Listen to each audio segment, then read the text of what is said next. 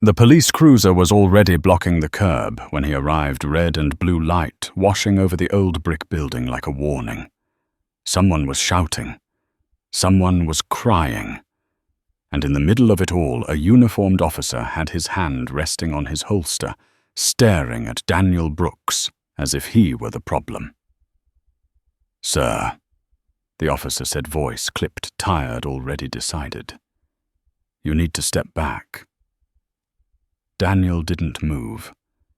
He stood there, with his work bag hanging from his fingers, knuckles tight, breath shallow. His eyes were fixed on the front steps of the building, where his daughter's backpack lay open on the concrete papers, spilling out corners bent one page, fluttering in the cold night air. Inside that backpack was her science project. Inside that building was his daughter. And outside, in the flashing lights and murmuring crowd, Daniel Brooks was being treated like a man who didn't belong. That night job had promised quiet. It had promised invisibility. It had promised just enough money to keep the lights on and the rent paid. It was never supposed to end like this. 6 hours earlier, Daniel Brooks had been nothing more than the new night supervisor at the East Bridge Transit Maintenance Yard, a job nobody wanted and everyone warned him about. 47 years old, black, widowed, living in a rent-stabilized apartment in Crown Heights, with a 12-year-old daughter who believed with a certainty that scared him that her father could fix anything. The yard sat between a shuttered warehouse and an elevated rail line that screamed every time a train passed, rusted gates, flickering sodium lights, the kind of place people drove past without looking, assuming nothing important happened there after dark. Which was exactly why Daniel had taken the job. The pay was 40% higher than day shift. Overtime guaranteed. Benefits kicked in fast. And he needed every dollar. Emily's middle school had sent home another notice that afternoon, polite but firm. Tuition assistance review pending. Payment deadline approaching. Daniel folded the letter carefully and slid it into his jacket pocket like he could keep it from getting heavier. He arrived early, as he always did. The office smelled like burnt coffee and old paper. A wall clock ticked too loud. The man handing over the shift, a thin supervisor named Carl Henson, didn't look Daniel in the eye. "Pretty simple," Carl said, already reaching for his coat. "You keep the yard locked, log arrivals, no freelance decisions." Daniel glanced at the monitor bank. Cargo schedules, maintenance logs, a live feed of the rail spur behind the building. "What about the freight transfers?" he asked. Carl's jaw tightened. "Just a fraction." "That's above your pay grade," he said. "You see something that doesn't make sense, you write it down. You don't fix it." Daniel nodded. He always nodded. It was a skill you learned after enough years of being underestimated. People talked more when they thought you weren't a threat. "Last guy who worked nights," Carl added. "Hand on the door, thought he could clean things up. Made noise. Didn't last." The door closed. The lock clicked. And Daniel Brooks was alone in a building that hummed with machines that never quite slept. He did his first rounds slow. Counted footsteps, noted the way one security light flickered every 9 seconds, memorized the sound of the rail line overhead, the rhythm of steel on steel. He had spent most of his life doing jobs like this. Warehouse floors, loading docks, facilities contracts nobody respected until something broke. But this place felt different. At 10:30 in the evening, a truck rolled in, that wasn't on the schedule. No logo. Temporary plates. The driver didn't badge in, just leaned out to the window and waved a folded paper like it was permission enough. Daniel stepped forward. "I need to see the manifest." The driver smirked. "Supervisor cleared it." "Name Daniel," said. The smirk faded. Just a little. "Carl." Daniel didn't raise his voice, didn't step back either. He looked past the driver at the sealed containers in the truck bed. New paint, fresh bolts, too clean for a yard this old. "Cut the engine," Daniel said. "We verify." The driver hesitated. Long enough for the rail line to roar overhead. Long enough for Daniel to feel that familiar tightening in his chest, the warning that told him something was wrong. "I'm just doing my job," the driver said. "So am I," Daniel replied. The engine shut off. By midnight, Daniel had logged 3 discrepancies. Small things. Paperwork that didn't match timestamps. Equipment listed as decommissioned that was very much active. He took photos, saved copies.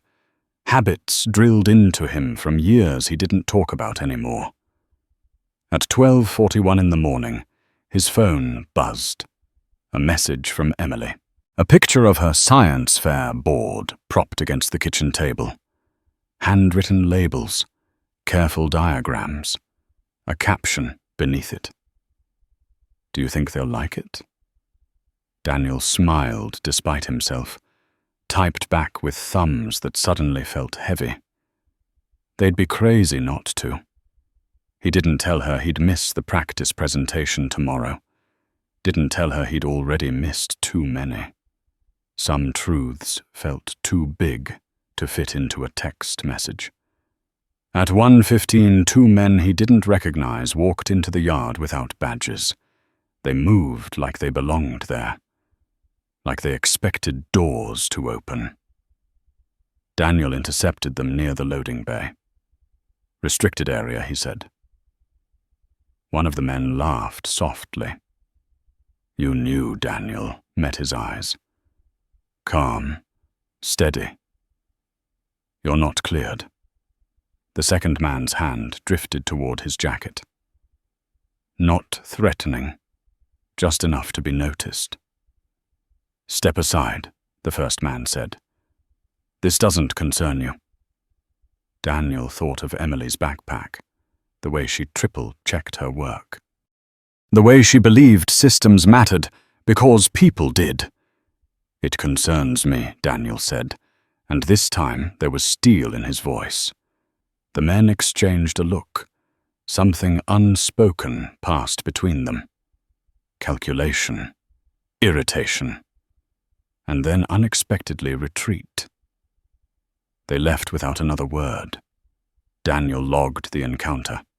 Every detail, time, description, tone.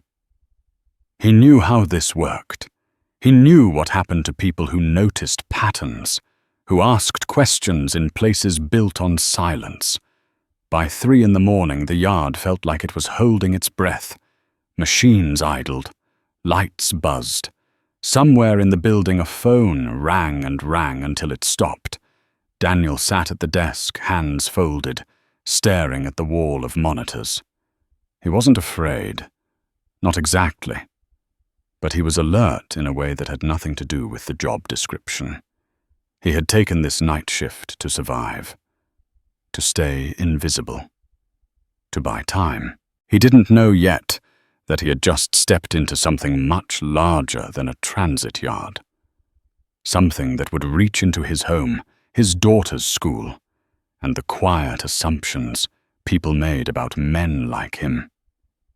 Outside, another train thundered past, shaking the windows. Daniel Brooks didn't flinch.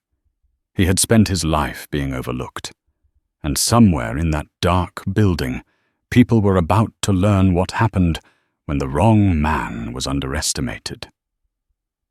By the time dawn crept over the rail yard, Daniel Brooks knew one thing with absolute certainty.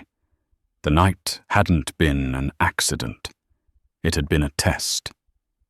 The morning shift arrived in pieces, engines starting, doors slamming, voices too loud, too casual for a place that had felt so tight only hours earlier.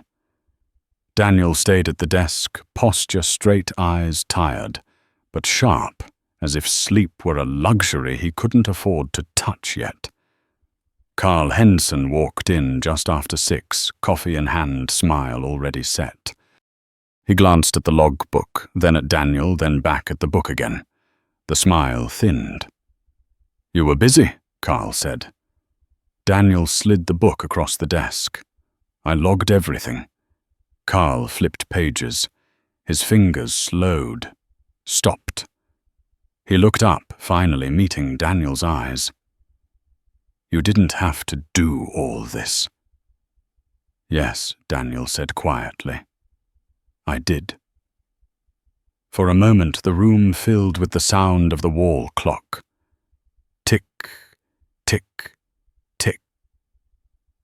Carl closed the book with care that felt rehearsed. "You're not wrong," Carl said. "You're just not smart." Daniel didn't react. He waited. He always waited. "This yard operates on understanding," Carl continued. "People come in, people move things. The city doesn't need to know how every sausage gets made." Daniel stood, slowly, deliberately. People without badges don't belong in secured areas. Carl's jaw tightened. "And you don't belong making enemies on your first week." Daniel picked up his bag. "I'll see you tonight." Carl watched him leave. Not angry, not relieved, concerned, as if Daniel had just stepped onto a road that only went one way. Outside, the air smelled like oil and rain. Daniel pulled his jacket tight and headed for the subway, mind already racing ahead of his body. He needed sleep. He needed normal. He needed to see his daughter's face and remind himself why he kept choosing the harder path. Emily was already at the kitchen table when he got home. Cereal untouched, eyes bright with nerves.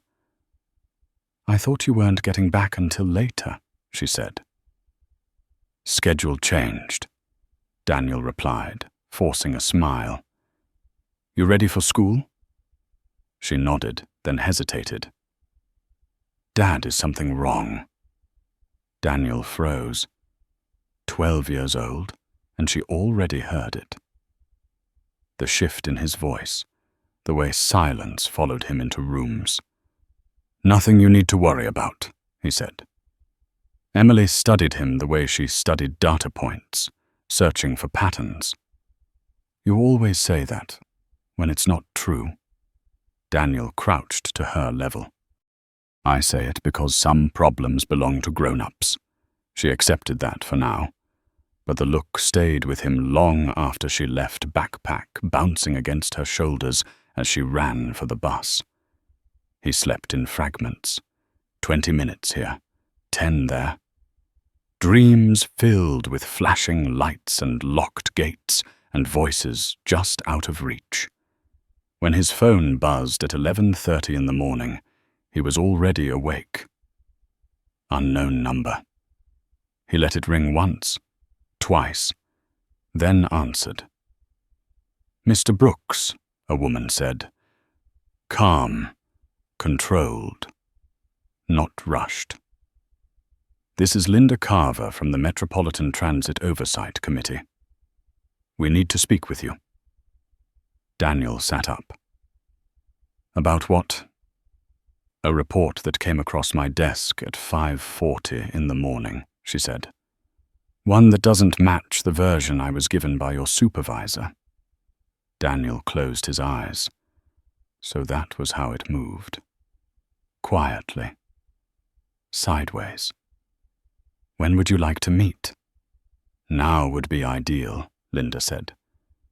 Before someone convinces you to forget what you saw. The office was downtown, glass and steel, and muted colors meant to calm people before difficult conversations. Linda Carver was in her early 60s, hair silver posture, military. She didn't offer coffee. She didn't waste time. "You're not a whistleblower," she said, sliding a folder across the table. "You didn't call a reporter. You didn't call a lawyer. You wrote things down." "I did my job," Daniel said. Linda studied him. "That's what worries me." Inside the folder were photographs Daniel had taken, only not the ones he remembered sending. These were annotated, highlighted, cross-referenced, names circled in red ink. "Do you know what was moved through that yard last night?" Linda asked. Daniel shook his head. "I know it wasn't standard equipment. It was seized material," Linda said. "Evidence scheduled for destruction. Or so the paperwork says." Daniel felt the room tilt. "Destruction or redistribution," Linda replied. "Depending on who you ask." She leaned back. "You disrupted a pipeline that has existed for more than a decade. People with money. People with influence. People who do not like disruption." Daniel thought of the men without badges, the way they'd retreated, not angry, just recalculating. Why me? Linda's mouth curved into something that might have been a smile. "Because you were supposed to look the other way."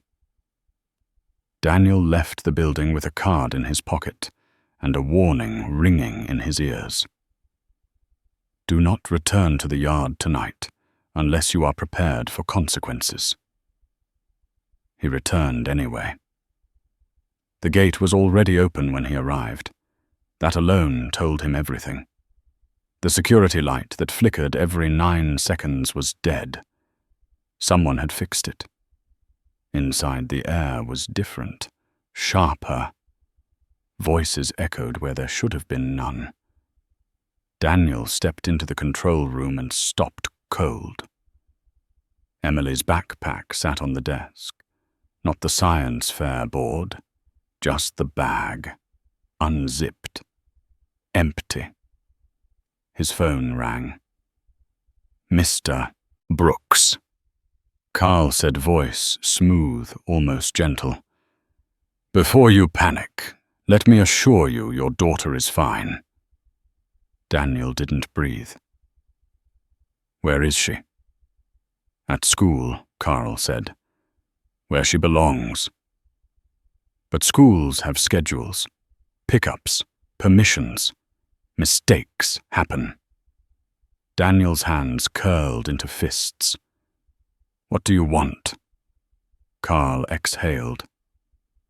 "I want you to correct your log. Amend it. Say you misidentified personnel. Say the truck was authorized. Say you misunderstood. And if I don't?" Carl paused. "Then your daughter's next mistake might not be so easy to fix." Silence filled the room. Machines hummed. Somewhere a train passed overhead, unaware of the line that had just been crossed. Daniel closed his eyes.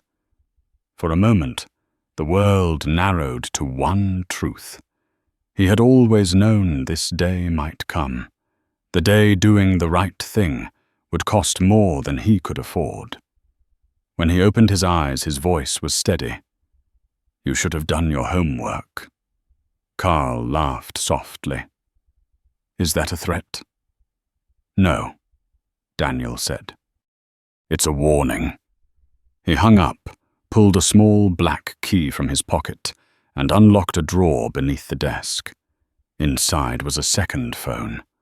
Old, unmarked, powered off. He turned it on.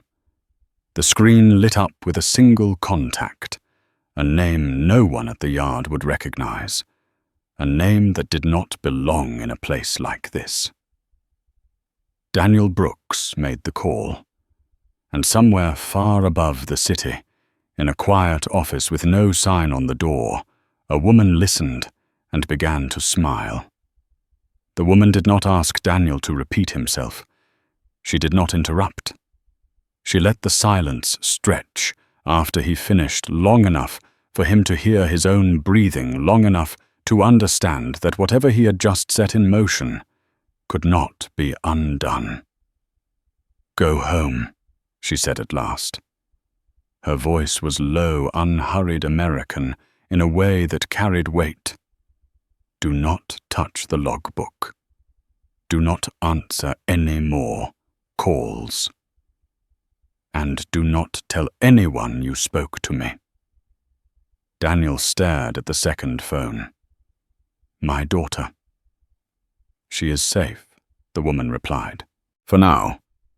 That was not reassurance. That was a statement of fact. The line went dead. Daniel stood alone in the control room, the hum of the building pressing in on him from every side. He forced his hands to unclench, forced his breathing to slow. Panic would help no one. Panic had never paid a bill, never kept a promise. He left the yard without looking back. He didn't take the subway this time. He walked. 32 blocks through streets that smelled like rain and exhaust and old stories. Every shadow felt like it might move. Every passing car slowed his pulse. He replayed Carl's voice in his head, the calm cruelty of a man who thought leverage made him untouchable. By the time he reached Emily's school, dismissal was already in progress. Parents crowded the sidewalk, talking about homework and weekend plans, their concerns blessedly small. Daniel scanned faces until he saw her. Emily stepped out with her teacher backpack slung over one shoulder, hair pulled back too tight, the way she did when she was nervous. She smiled when she saw him. Relief flashed across her face before she could hide it. "You're early," she said. "So are you." Daniel replied, pulling her into a hug that lasted one beat longer than normal. He checked her. No marks, no fear, just confusion. "Dad," she whispered. "What's going on?" Daniel looked past her at the school doors, the security cameras mounted high and visible. "We're going home," he said. "Right now." They walked fast. Daniel felt eyes on him, imagined things he couldn't see. Emily kept pace quiet now, absorbing his tension the way she always did. Inside their apartment, Daniel locked the door, then locked it again. He checked the windows. He pulled the curtains halfway closed, not enough to draw attention, just enough to feel less exposed. Emily dropped her backpack on the chair. "Someone was in my bag," she said suddenly. Daniel's chest tightened. "What do you mean?" She opened the front pocket. "Empty. I keep my bus pass here. It was gone when I got on this morning. Then it was back after lunch, like someone borrowed it." Daniel turned away so she wouldn't see his face. "Did anyone talk to you today? Anyone you didn't know?" Emily shook her head. "Just the principal. She asked if everything was okay at home." Daniel's jaw clenched. They were already probing, testing, seeing how far they could push before he broke. "Emily," he said, kneeling in front of her. I need you to listen to me. You did nothing wrong. Nothing, no matter what anyone says. Her eyes searched his. Are we in trouble? Daniel swallowed.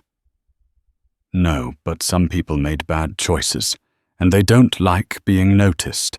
She nodded slowly, like when kids cheat and get mad at the teacher for catching them. A sharp, proud ache cut through him. Exactly like that. That night, Daniel did not sleep. He sat at the kitchen table with the lights off, the city glowing faintly through the window. At 2:20 in the morning, his phone vibrated. Unknown number. He didn't answer. The vibration came again. Then again. Finally a text. We need to talk. You're running out of time. Daniel typed back with steady hands. So are you. The reply came almost immediately. Meet me at the yard. Now. Daniel stared at the screen, then at Emily's closed bedroom door. He typed 3 words. Not happening tonight. A pause. Then, you're making this worse. Daniel turned off the phone. At 4 in the morning, there was a knock at the door. Not loud. Controlled. The kind of knock meant to be ignored by anyone with something to hide. Daniel stood heart-steady now, in a way it hadn't been all day. He opened the door. 2 men stood in the hallway. Suits this time, no badges, no smiles. Mr. Brooks, the taller one, said, We're here to clear up a misunderstanding. Daniel didn't step aside. You're in the wrong place. The man glanced past him, eyes flicking toward the apartment interior. We know your schedule. We know your habits. We know you don't want trouble. Daniel leaned against the doorframe, blocking their view. Then you know I don't scare easy. The shorter man chuckled. Everyone scares easy when it's their family. Before Daniel could respond, footsteps echoed from the stairwell. Heavy. Purposeful. The men stiffened. A woman stepped into the hallway. Mid-60s, tall, grey hair pulled back tight. No jewelry, no entourage, just presence. The kind that bent rooms without raising her voice. Gentlemen, she said. You're trespassing. The taller man frowned. Ma'am, this is a private matter. The woman smiled, thin and cold. So is the federal investigation you're interfering with. Silence dropped like a weight. The men recovered quickly. Too quickly. We don't know who you think you are. The woman met their gaze. You know exactly who I am. That's why you're leaving. She didn't raise her voice. She didn't threaten. She simply waited. After a beat that felt like a held breath, the men stepped back. One nodded stiff and resentful. They disappeared down the stairs without another word. Daniel stared at the woman. You said not to tell anyone. She stepped inside, closing the door behind her. I said not to tell anyone you spoke to me. I didn't say I wouldn't come. Up close, she looked older than he had imagined, lines etched deep by years of decisions that carried consequences. Her eyes missed nothing. My name is Margaret Hale, she said, and for the last 20 years I've been cleaning up messes made by people who thought they were untouchable. Daniel crossed his arms. Then you know they threatened my daughter. Margaret nodded. That was their mistake. She glanced toward Emily's room. She's bright, observant, dangerous in the best way. Daniel felt a flicker of something he hadn't allowed himself yet. Hope. What happens now? Margaret's mouth curved just slightly. Now, Mr. Brooks, you stop reacting. You start acting. The yard is only the surface. What's moving through it connects to people who sit in boardrooms and council chambers and think no one is watching. And me. Daniel said. What am I to them? Margaret studied him for a long moment. You're inconvenient. Which is the most powerful thing a man can be. She turned towards the door. Tomorrow morning, you'll receive an offer. A generous one. Take it. Daniel frowned. Why? Because refusal will tell us who's still pulling strings, she said. And because she added, opening the door, this story is bigger than you think. As she stepped into the hallway, she paused. One more thing. You didn't become dangerous when you noticed the wrong thing. You became dangerous when you refused to look away. The door closed softly behind her. Daniel stood in the quiet apartment, the city breathing outside his daughter, asleep down the hall.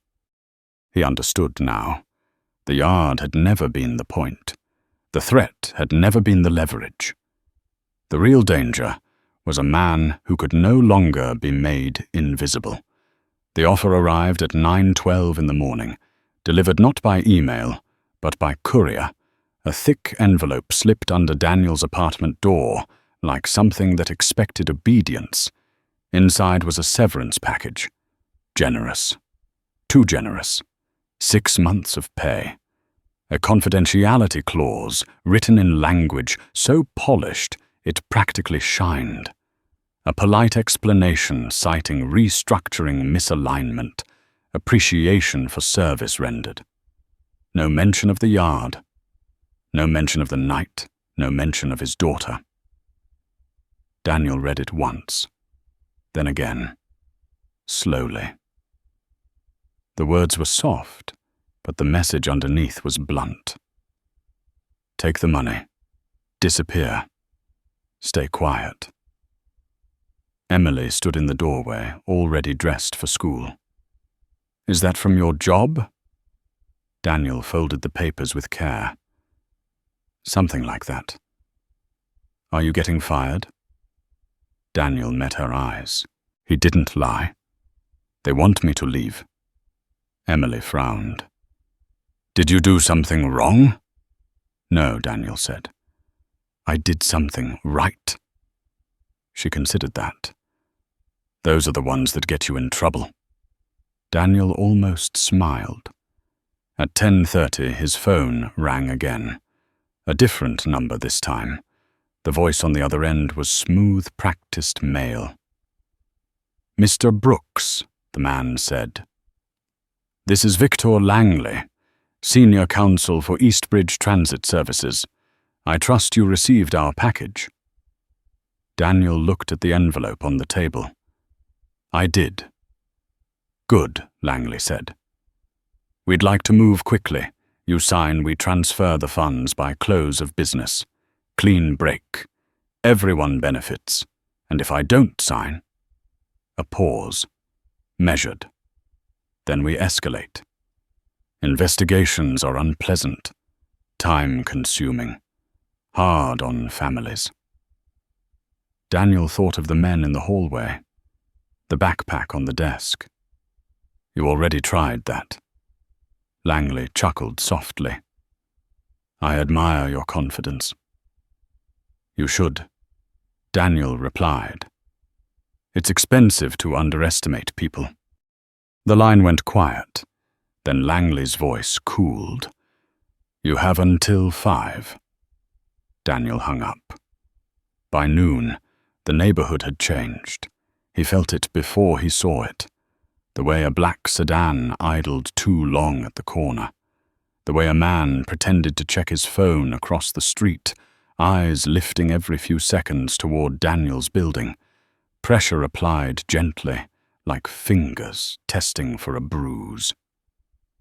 At 12:45, Margaret Hale returned. This time she didn't knock.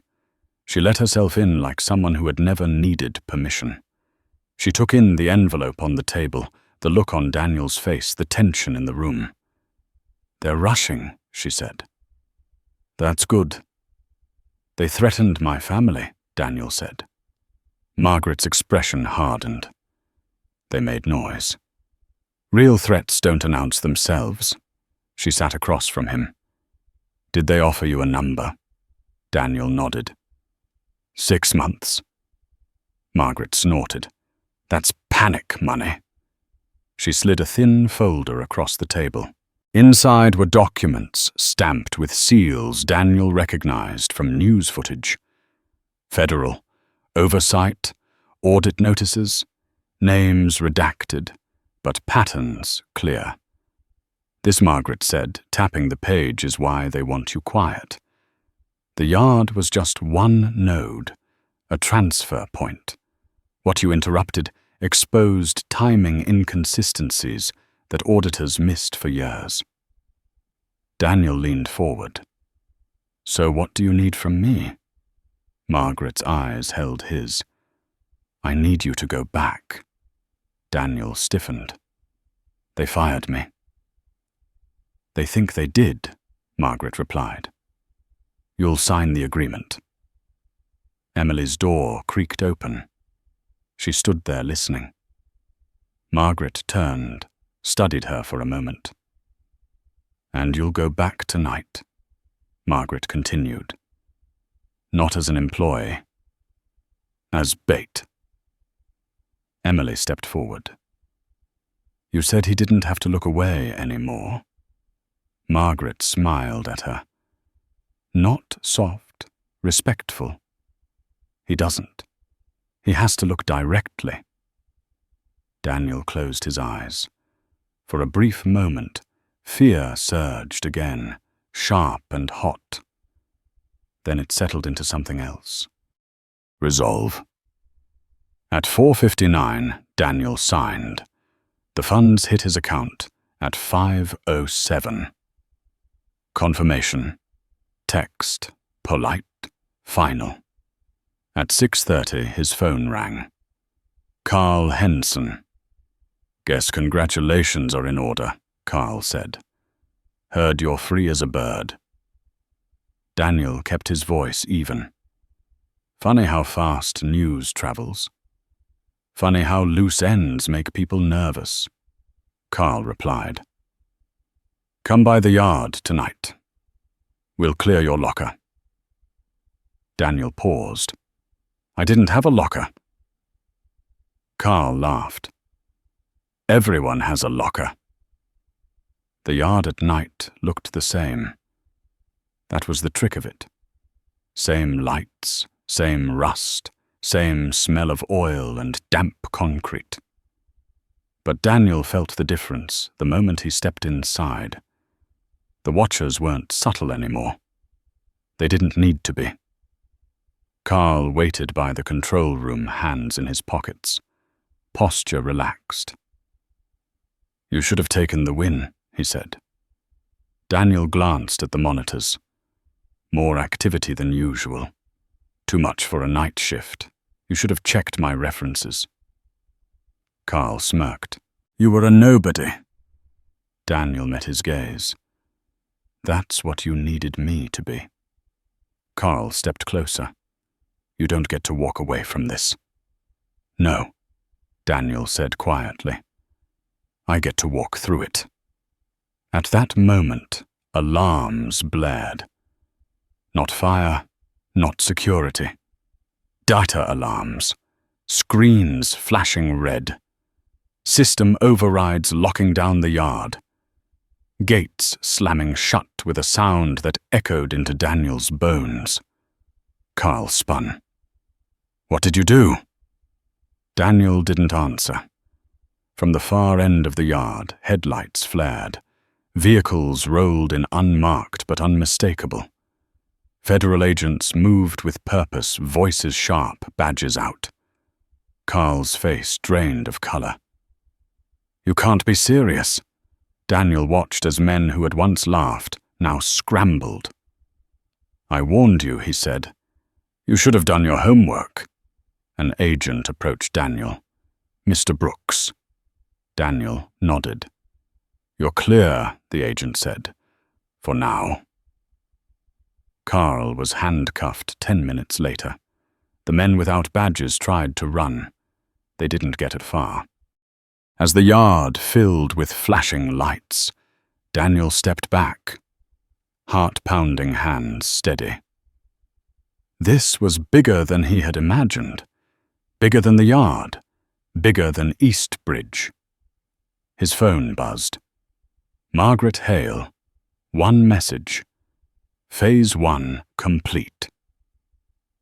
Daniel looked up at the rail line as another train thundered past, indifferent to the reckoning below.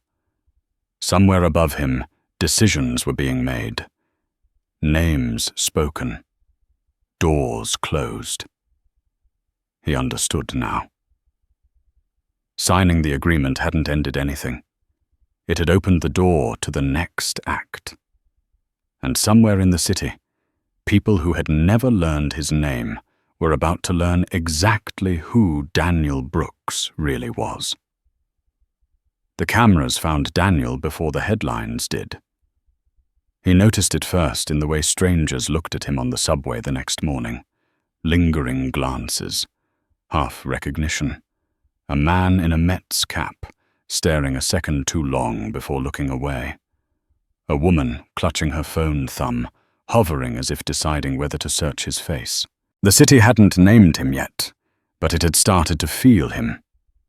By noon, the story broke. Not with his name, not yet, but with phrases that landed heavy. Federal seizure. Transit corruption. Evidence diversion, ring.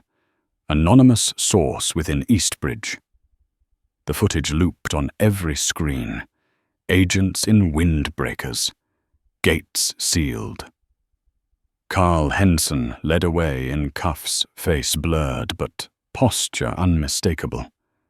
Emily watched from the couch knees tucked to her chest. "That's your workplace."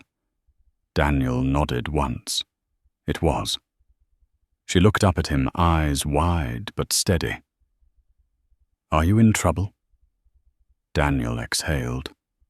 Not the kind that ends with handcuffs. That afternoon, the phone started ringing. Old numbers. Unknown numbers. Voices testing him, probing gently, like doctors pressing on a bruise. A city council aide asking for comment.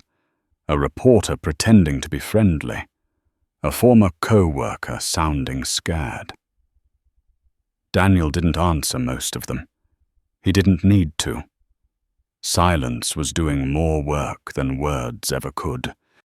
At 3:20, Margaret Hale arrived again, this time with two people Daniel didn't recognize. A woman in her early 40s, sharp suit, sharper eyes.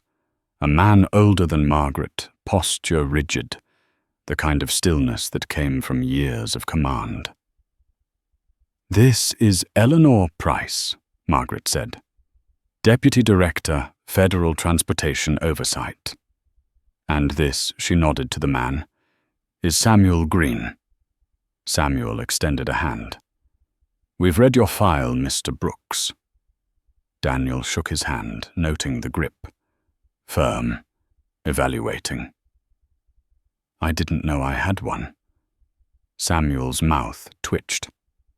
"Everyone does. Most just never see it." They sat at Daniel's kitchen table, the same one Emily used for homework. Eleanor opened a folder thick with tabs. "What happened at Eastbridge is only one thread," she said. pulling at exposed contract shell vendors' municipal kickbacks. We're already seeing ripples.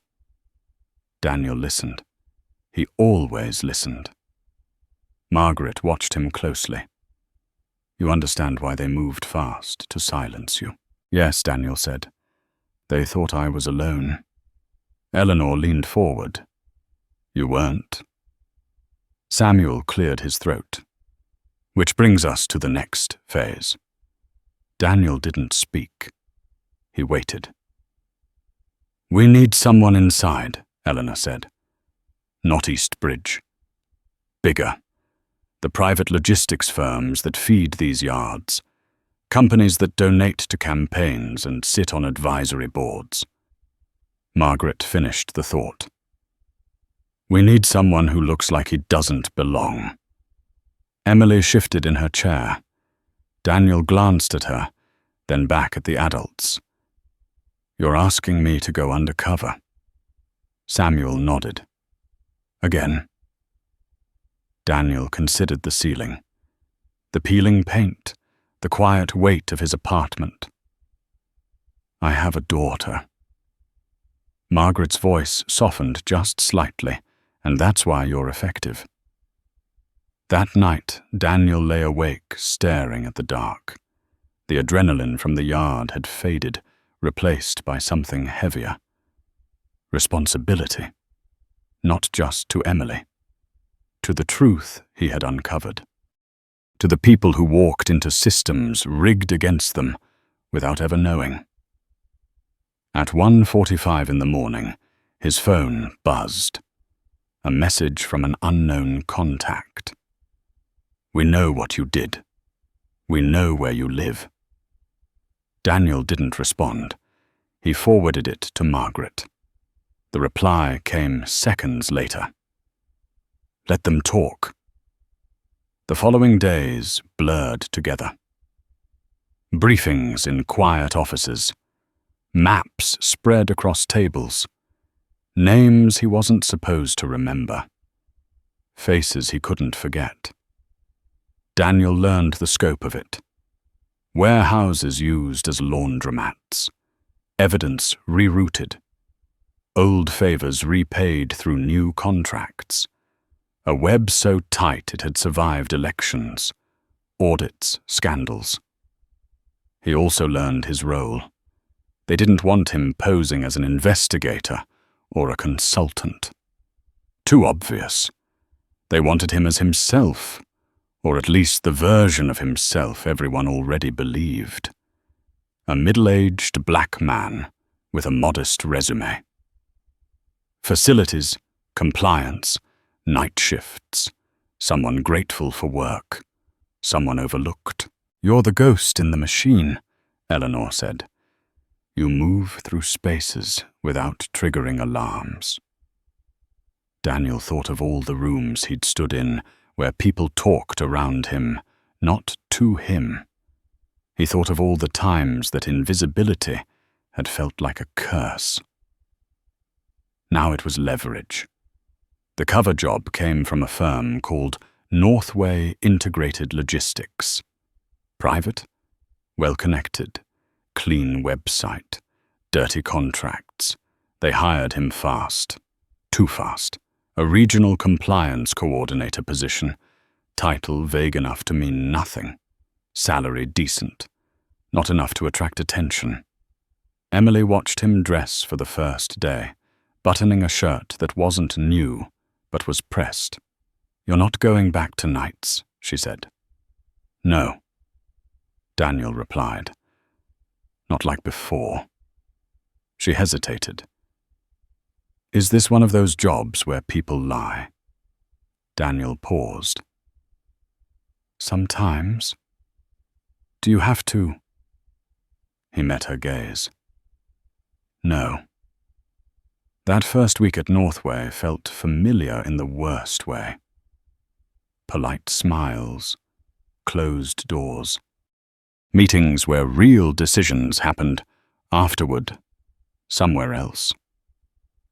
Daniel took notes, asked small questions, learned who interrupted whom, who never waited for permission. One name kept surfacing: Victor Langley, senior counsel, consultant, fixer, the same man who had called Daniel with a severance offer. Daniel saw him for the first time in a glass conference room overlooking the city. Langley wore confidence like armor. He laughed easily, shook hands like favors were currency. Their eyes met. Langley froze. Just a fraction. Just long enough. "Daniel Brooks," Langley said, recovering quickly. "Small world." Daniel smiled. "You could say that." Langley gestured to the empty seat beside him. "Didn't expect to see you here." "Neither did I," Daniel replied, sitting. The meeting moved on. Numbers, projections, logistics routes Daniel recognized. He watched Langley talk, watched others defer. This was the center of it. Not the yard. Not Carl. This. Afterward, Langley caught him by the elevator. "You cost some people a lot of money," he said quietly. Daniel pressed the button. "They cost themselves." Langley leaned closer. "You think this ends with arrests?" Daniel looked at the floor indicator climbing. "I think it ends with choices." The elevator doors opened. Daniel stepped inside without waiting to see if Langley followed. That night, Daniel received a secure message from Margaret. "We have a window. We need confirmation." He typed back. "On it." As he set the phone down, he felt the weight of it all settle deeper. This wasn't about one corrupt yard or one arrogant supervisor. This was about systems that relied on people like Daniel never pushing back. He had pushed, and now the people who built their power on silence were starting to realize the most dangerous thing in their world wasn't a whistleblower or an audit or a headline. It was a man they thought they already understood. The first mistake Northway made was assuming Daniel Brooks would try to be impressive. He didn't. He showed up early, left on time, spoke only when asked. He took the seat closest to the door in meetings and the corner desk on site visits. He wore the same 2 suits on rotation. He let people talk over him, let them forget he was in the room. And in that forgetting, they revealed everything.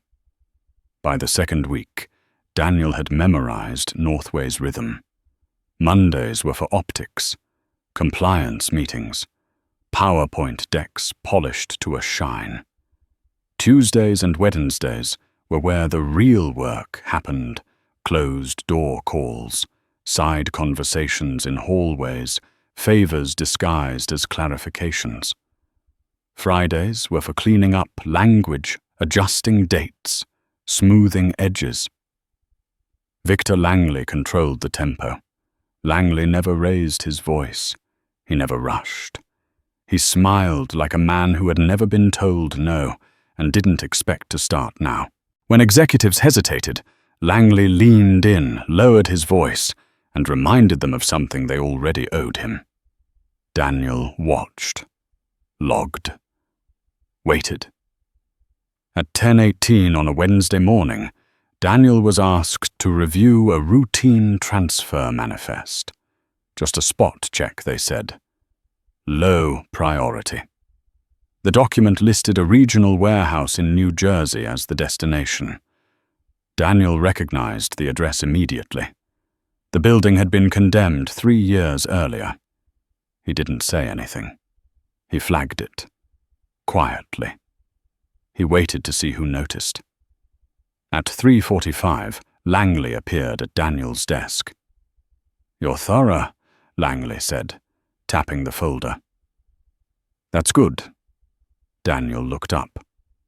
"Is there a problem?" Langley smiled. "Depends who you ask." They walked together toward the elevators. You understand how these systems work, Langley continued. Paper lags reality. We move faster than regulations. Daniel nodded. That's usually when mistakes happen. Langley stopped walking. He turned, studying Daniel with new interest. You think what happened at Eastbridge was a mistake? Daniel met his eyes. I think it was inevitable. For the first time, Langley didn't smile. Be careful, he said. You're not protected here. The elevator arrived. Daniel stepped in. Neither are you.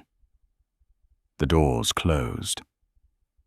That night, Daniel didn't go straight home.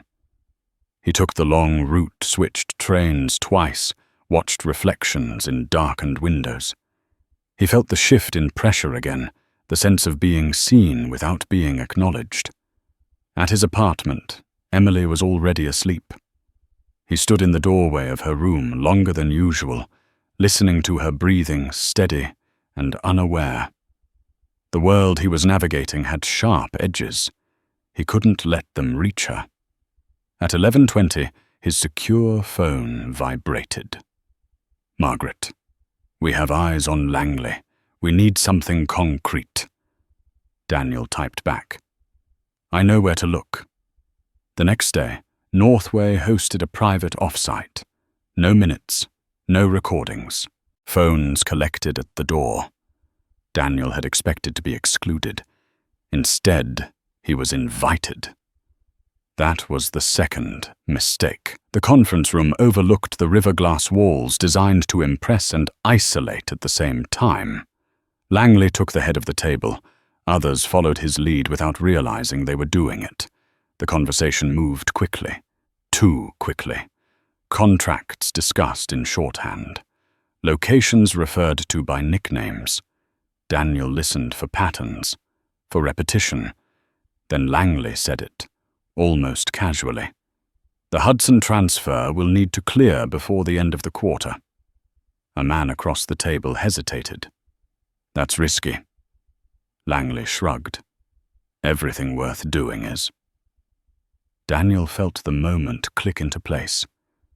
He leaned forward slightly. Hudson, he asked. As in the seized materials. The room stilled. Langley's eyes flicked to him. That's not your concern. Daniel didn't retreat. If it's seized, it's logged. If it's logged, it's traceable. A murmur rippled around the table. Unease. Recognition. Langley's voice hardened. Mr. Brooks, you're new here. Daniel nodded. Which means I haven't learned which laws we pretend don't apply. Silence stretched, long enough to feel dangerous. Then Langley laughed. Loud. Disarming. I like him, he said. He asks questions. The meeting adjourned early. In the hallway, a woman Daniel had barely noticed before fell into step beside him. Mid-50s. Operations Director. Her name badge read, Susan Keller. You're brave, she said quietly. Daniel kept walking. I'm careful. She stopped. He didn't. That evening, Susan Keller called his personal phone. Not the secure one. The risk in that choice told Daniel everything. They'll burn you, she said without preamble. The way they burned the others. Daniel leaned against his kitchen counter. Others, Susan exhaled. People who noticed too much, who asked the wrong question. They didn't all end up in jail. Some just disappeared. Daniel closed his eyes.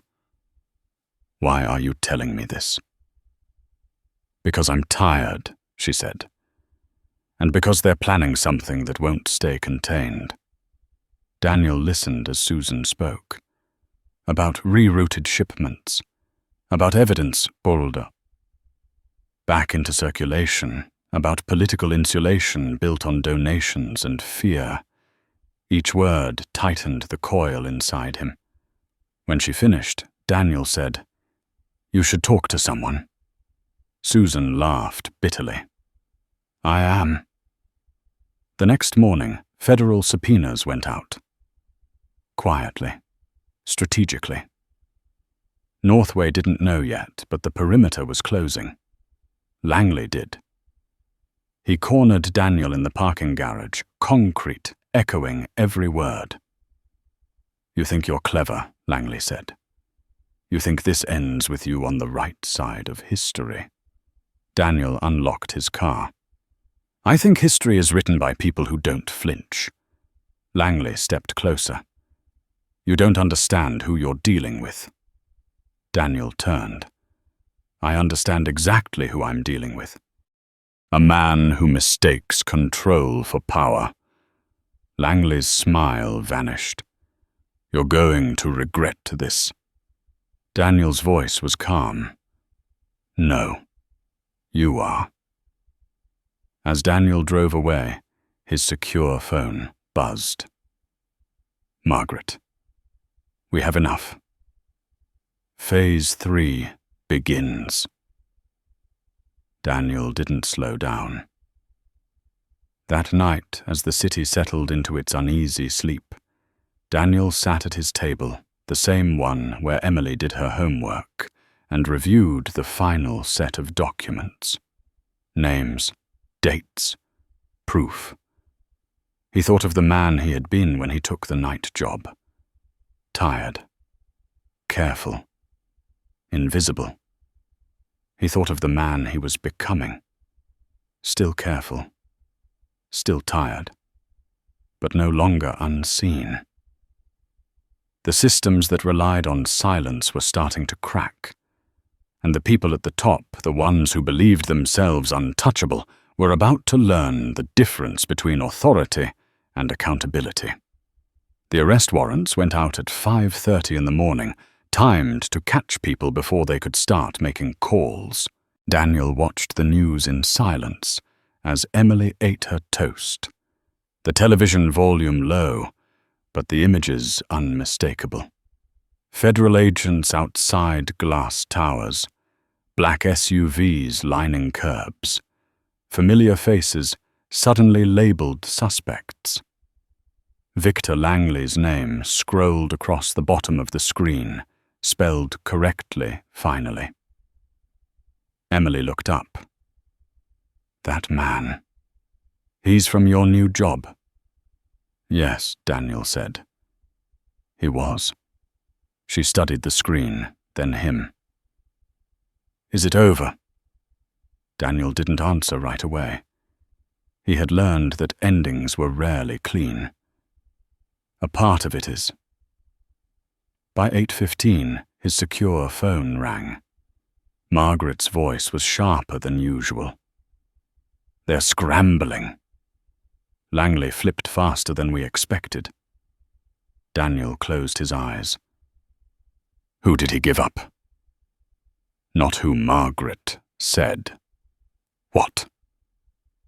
An hour later, Daniel was sitting in a windowless briefing room beneath a federal building that didn't appear on any public map. Eleanor Price stood at the head of the table. Sleeves rolled up, eyes bright with a focus that bordered on grim satisfaction. Langley wasn't the architect, Eleanor said. He was a broker. The real power sits above him. She clicked a remote. A slide appeared. A web of subsidiaries, holding companies, advisory boards. At the center a name Daniel hadn't heard yet. Thomas Calder, former infrastructure advisor. Eleanor continued. Private equity now, public face of reform, quietly embedded in every major logistics contract on the eastern seaboard. Daniel leaned forward. He signs off. He insulates, Margaret corrected. He never touches anything directly. He creates plausible distance. And he knows about me, Daniel said. Margaret nodded. He knows now. As if summoned by the thought, Daniel's personal phone vibrated. Unknown number. He declined the call. It rang again. Then a text. Mr. Brooks. I believe we should speak. Eleanor glanced at him. That would be Calder. Daniel typed back. I'm listening. The reply came immediately. Lunch. Today. Neutral ground. Margaret shook her head. Too soon. Daniel met her gaze. He wouldn't ask if he didn't think he still had leverage. Eleanor considered it. We can't stop you. You could, Daniel said. You won't. Eleanor smiled thinly. No, we won't. The restaurant was old money. Dark wood. White tablecloths. The kind of place that survived recessions by never changing. Thomas Calder was already seated when Daniel arrived. Silver hair, immaculate posture, relaxed. He stood when Daniel approached, extending a hand. Mr. Brooks, Calder said. Thank you for coming. Daniel shook his hand. You asked? They sat, ordered nothing. Calder studied Daniel with professional curiosity. You've caused quite a disruption. Daniel met his eyes. You built something that needed disrupting. Calder smiled. I built efficiency. You built a shield, Daniel replied. For people who didn't want scrutiny. Calder's smile didn't fade. You understand how systems work. They don't run on morality. They run on incentives. Daniel thought of Emily's science fair board, of cause and effect drawn in careful lines. They run on people, he said. People make choices. Calder leaned back. And choices have costs. He slid a folder across the table. Daniel didn't open it. You're effective, Calder continued. You see patterns. You move quietly. I could use someone like you. Daniel laughed once, short and humorless. You already tried that. This would be different, Calder said. Public role, private authority, protection. Daniel finally opened the folder. Numbers stared back at him. Big ones. Promises wrapped in language that suggested permanence. Calder watched him carefully. You don't have to be a martyr. Daniel closed the folder. I'm not. Calder's eyes sharpened. Then what are you? Daniel leaned forward. I'm someone you didn't plan for. For the first time, Calder's composure cracked. Just slightly. You think you're untouchable now? Daniel shook his head. No. I think you are. Silence settled between them, heavy and charged. Calder stood. You have children. Daniel's jaw tightened. Don't. Calder raised his hands. I'm stating a fact. You want them safe. You want stability. I can make this all go away. Daniel stood as well. You can't make people forget. Calder's voice cooled. People forget every day. Daniel met his gaze unflinching. Not the ones who were watching. Calder left without another word. By evening, the pressure returned. Not loud, subtle. A delay in Emily's school paperwork. A bank verification call that took too long. Small reminders that systems could still reach. Margaret arrived just after 9. He offered you something. Daniel nodded. And you said no. Yes. Margaret exhaled. Then we move. The next 48 hours unfolded with ruthless precision. Documents released, testimony scheduled, Calder's web exposed thread by thread. Not by Daniel directly, but by people who had been waiting for someone else to step first. Susan Keller testified. Others followed. Calder held a press conference, denied everything, smiled for cameras. That night, Daniel received one final call. "You think you won," Calder said. Daniel stood by his window. City lights spread below. "I think you're afraid." A pause, then a quiet admission. "You don't know who you've aligned yourself with." Daniel thought of Margaret, of Eleanor, of Emily asleep down the hall. "I know exactly who I'm aligned with." The call ended. The next morning, Calder was indicted. Emily heard it on the radio as Daniel drove her to school. She turned the volume down. "Is that because of you?" Daniel shook his head. "It's because of a lot of people who finally stopped being quiet." She smiled, proud and a little awed. "I'm glad you didn't." Daniel parked the car and turned to her. "So am I." As she walked toward the school doors, Daniel watched her go, feeling the weight of the past weeks settle into something steadier. Purpose. The system hadn't been designed to see him. That had been its mistake, because now it couldn't look away. The city exhaled the day Thomas Calder was arraigned, as if something heavy had finally shifted out of place. Daniel felt it in small ways. The black sedan that used to idle at the corner no longer appeared. The anonymous calls stopped. The pressure that had lived in his shoulders for weeks loosened just enough to remind him how tense he had been. But relief did not mean safety. It meant transition. At 7:10 in the morning, Daniel stood in the lobby of a federal building he had never planned to enter. Visitor badge clipped to his jacket hands, calm, pulse steady. The marble floor reflected rows of flags. Voices echoed, softly controlled, rehearsed. Margaret Hale met him near the elevators. She looked tired. Not worn out, but sharpened, like someone who had just finished a long fight and was already bracing for the next one. "They're calling you a key cooperating witness," she said as they walked. "Not publicly. Not yet." Daniel nodded. "And privately."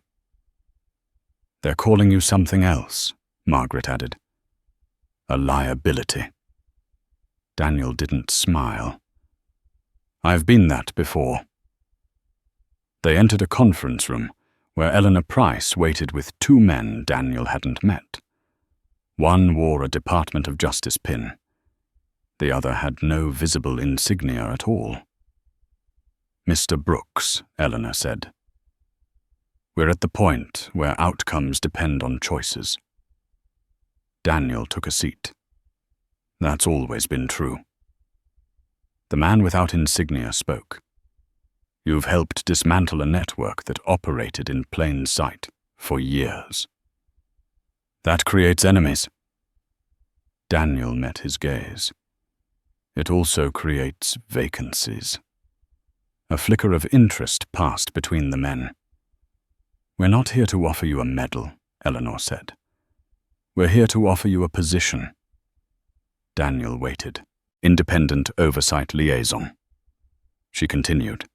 "Embedded authority across federal and municipal logistics contracts. You wouldn't belong to any single agency. You'd answer to us," the man with the pin added. "And to the public," Daniel said. Silence followed. Not resistance, consideration. "Yes," Eleanor said finally. "To the public." Daniel leaned back. "Then you're asking me to be visible." Margaret watched him carefully. That's the risk. Daniel thought of the power invisibility had given him, the rooms it had opened, the truths it had exposed. He also thought of Emily, of her growing awareness of the kind of world she would inherit. Visibility changes the rules, Daniel said. That's the point, Eleanor replied. By afternoon, the news had moved on. Another scandal, another face. Daniel's name remained absent, replaced by phrases like internal source and cooperating witness, protection through omission. He picked Emily up from school at 3:30. She ran to the car, breathless hair, loose eyes, bright. "They're talking about it again," she said, sliding into the seat.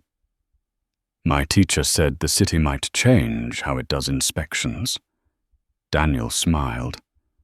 That would be a good thing. She studied him. "Are you done now?" Daniel started the engine. "I don't think you ever really get done. You just decide what you're willing to keep doing." That evening, Daniel cooked dinner while Emily worked on homework at the table. Ordinary sounds filled the apartment, the sizzle of onions, the scratch of pencil on paper. For the first time in weeks, normal didn't feel fragile. At 8:45, Daniel's phone buzzed. A message from Susan Keller. "Thank you for not letting me back out." Daniel replied, "You didn't." Later, after Emily went to bed, Daniel sat alone with the city lights blinking beyond the window. He replayed the offer in his head. Authority without belonging, responsibility without shelter. A role designed to attract resistance. He understood why they wanted him. He also understood the cost. At 11:30 there was a knock at the door. Daniel didn't startle. He checked the peephole. Margaret. He opened the door. "You don't sleep." Margaret stepped inside. "Not when something matters." She looked around the apartment, the modest furniture, the framed school photos. "You're thinking about saying no?" Daniel nodded. "Because saying yes changes everything." Margaret met his gaze. So did saying no to Calder. Daniel exhaled slowly. That was simpler. Margaret's voice softened. "Nothing worth doing ever stays simple." They stood in silence for a moment. "I won't be your shield," Daniel said finally. "I won't clean things up quietly so they can rot again later." Margaret smiled. "Good. We don't need a shield. We need a mirror." The next morning, Daniel walked Emily to school instead of driving. The air was cool, the city awake but unhurried. "Dad," Emily said as they waited to cross the street. "Are you famous now?" Daniel laughed softly. "No." "Good," she said. "Famous people don't get to walk like this." They crossed together. At 10:05, Daniel signed the agreement. The role became public the following week. Carefully worded. Limited details. Enough to signal change without inviting spectacle. The reaction was immediate. Editorials praised transparency. Lobbyists complained about overreach. Anonymous OPEDs questioned Daniel's qualifications without mentioning his record. The familiar tone of doubt dressed up as concern. Daniel read them all. He didn't respond. His first assignment took him back to a place that felt uncomfortably familiar. A transit facility outside the city. Different name. Same architecture of neglect. As he walked through the gate, employees glanced at him with curiosity, some with resentment, a few with hope. Daniel paused, took in the space, the systems humming beneath the surface. He felt the old instinct rise, the awareness, the refusal to look away. He wasn't invisible anymore, but he was still himself, and that he knew now was enough to keep the cracks from closing again. The first facility Daniel audited under his new authority tried to charm him.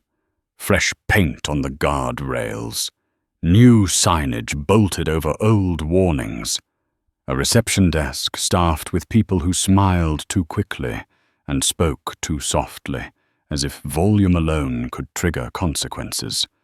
The director met him with an outstretched hand and a practiced laugh. "We're excited to show you how seriously we take compliance," he said. Daniel shook the hand and said nothing. He walked the site slowly, counted steps, watched how workers moved when they thought no one important was looking. He listened to the hum of machines and the gaps between that hum, the moments where something should have been happening and wasn't. He asked for manifests and compared them to timestamps. He asked for maintenance logs and noticed which ones were updated in bulk, which ones had the same handwriting on different days. The director kept talking. Daniel kept walking. By noon, the charm had shifted to irritation. By 2, it had turned into something harder, tighter. Daniel recognized it. The look of people realizing the script they relied on no longer worked. At 3:15, a supervisor pulled Daniel aside. The man's hands trembled just enough to be visible. "They told us you were coming," he said. "They told us what to say." Daniel met his eyes. "Who is they?" The supervisor swallowed. "The board." Daniel nodded. "That's enough." By the end of the week, 2 contracts were suspended. An internal review expanded outward faster than anyone expected. The pattern repeated at the next site and the next. Different cities, same behavior, different excuses, same fear. The pushback came quickly. A senator's office called with questions framed as concerns. A think tank released a report questioning the cost of oversight. An anonymous letter arrived at Daniel's apartment, warning him about overreach and unintended consequences. Daniel read it once and recycled it. Emily noticed the change before he did. "You're quieter," she said one night as they washed dishes together. "I'm listening more," Daniel replied. She frowned. "That sounds heavier." Daniel smiled. "It is." At school, Emily's teacher pulled Daniel aside. "Your daughter talks about systems," she said, "about how they work and who they leave out." Daniel felt a familiar mix of pride and worry. "Is that a problem?" The teacher shook her head. "No, it's rare." That night, Daniel received a call he had been expecting. Victor Langley's attorney requested a meeting, not to negotiate, to explain. Daniel agreed. The detention center smelled like disinfectant and old regret. Langley looked smaller behind the glass, the confidence drained but not gone. He smiled when he saw Daniel. "You look comfortable," he said. Daniel sat. "I look busy." Langley laughed softly. "They're painting me as the villain, as if this all started with me." Daniel didn't argue. "You want something?" Langley leaned forward. "I want you to understand something. Calder was one head of a hydra. You cut it off, more will grow." Daniel met his gaze. "Then we keep cutting." Langley's smile faltered. You think the public will stay patient. You think they'll care about warehouses and manifests when prices go up. Daniel thought of Emily's class of children who learned early what scarcity felt like. I think people care about being lied to. Langley shook his head. You're naive. Daniel stood. You're afraid. The guard opened the door. Langley's voice followed him. You don't win by being right. You win by lasting. Daniel paused, then turned. That's exactly what I'm doing. Outside, the sky was low and grey. Daniel drove home through traffic that moved in fits and starts, the city's pulse uneven but persistent. He thought about the cost of lasting, the long days, the slow grind of resistance, the way systems pushed back when exposed. At home, Emily was waiting with her science fair ribbon pinned to her shirt. 3rd place. She beamed. I told them about feedback loops, she said. How small changes can make big differences. Daniel hugged her, holding on longer than usual. I'm proud of you. Dad, she said quietly, do you ever get tired of fighting? Daniel considered the question. Yes. Then why do you keep going? He knelt to her level. Because stopping doesn't make it easier. It just makes it someone else's problem. The next month tested him. A lawsuit challenged his authority. A coalition of firms threatened to withdraw cooperation. Anonymous sources fed stories to the press, suggesting bias, suggesting incompetence, suggesting everything except the truth. Daniel responded with documentation, with transparency, with a pace that never rushed, but never stalled. Margaret called him one evening. They're trying to exhaust you. Daniel smiled faintly. They're late. He built teams that didn't look like the old ones. Auditors who had worked night shifts. Inspectors who had been ignored. Analysts who understood how paperwork hid reality. He gave them authority and demanded clarity. No shortcuts, no favors. Results followed. Accidents declined. Near misses were reported instead of buried. Whistleblowers came forward cautiously, at first, then with growing confidence. One afternoon, Daniel returned to the old transit yard. It looked different now. Lights fixed, gates secure, training schedules posted where everyone could see them. A young guard nodded as Daniel passed, eyes alert, posture proud. Carl Henson's office was empty. Daniel stood for a moment, listening to the hum. He felt no triumph, only a quiet certainty that something had shifted. That evening, as the sun dipped behind the buildings, Daniel and Emily walked home together. The city lights flickered on, one by one, imperfect and necessary. Dad, Emily said, do you think things will stay better? Daniel squeezed her hand. They'll try not to. She laughed. That's not an answer. It is, Daniel said. It means we have to keep paying attention. They reached their building. Daniel unlocked the door and held it open for her. Inside, the apartment felt warm, lived in, safe in a way safety always was when it was earned and maintained. As Emily headed to her room, Daniel stood in the doorway and looked back at the street.